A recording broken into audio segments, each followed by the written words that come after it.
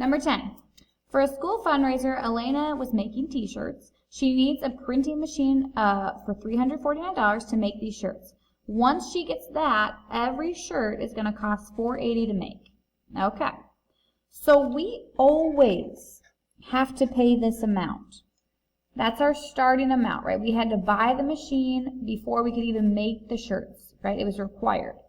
So then, when we're talking about how much does it cost for 20 shirts, 40 shirts, 60 shirts, before I can even use these numbers, I need to start with that original cost for the machine.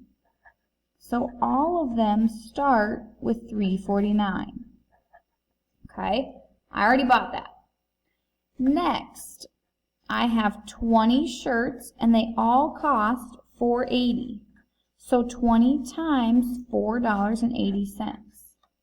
I'm going to put all of that in my calculator. Okay, here's my calculator.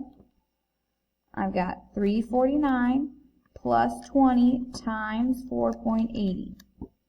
$444 to make 20 shirts.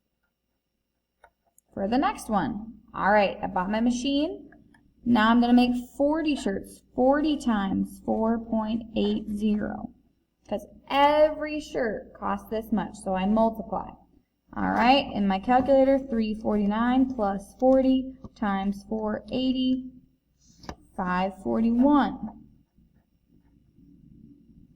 All right, and last one, bought my printing machine, plus 60 times 480 now, $349 plus 60 times 4.80, $637.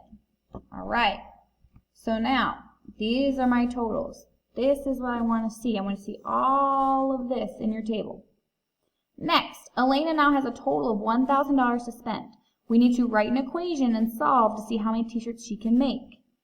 Okay, so what is the rule? What happened every time? What is the pattern we see? Okay, I'm going to grab a highlighter to help us. Every single time, I add $349. And every single time, I multiply it by 480. The thing that is changing is the number of shirts. Now they're saying, we don't know how many shirts, and when we don't know what something is, what do we replace it with? A letter. So now I'm going to say, okay, $349 plus, I don't know how many shirts we're going to buy, times 480. Okay, equals the total amount of money she has, $1,000. Now, you could also rewrite this to look more like we've done in class, right? $349 plus, we're going to put the number in front, and then the letter. These mean the same exact thing. Okay? This one and this one. Now I'm just going to solve it, which we know how to do. What am I going to get rid of first? I'm going to subtract that $349, that first cost of the machine, because we know we had to buy that first. All right, these cancel out. $4.80 times the shirts is equal to, in my calculator, 1,000 minus $349 equals $651.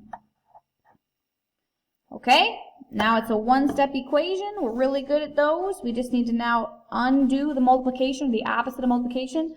Divide both sides by $4.80 to figure out how many shirts we make. We've got 651 divided by 4.80 in my calculator. X is equal to 135.625. Okay, now remember the context of the problem. We're talking about shirts. If I go to the store, can I say, I need 135.625 shirts? No, I can't say that.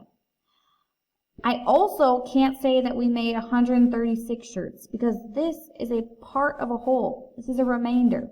I cannot make that last shirt. So instead, I'm just going to take away the extra. Okay, saved a little bit of money. Answer is, I can make 135 shirts.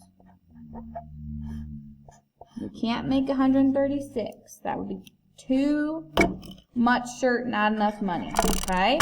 So all of this should be on your paper. Check in Miss Grew if you need some help.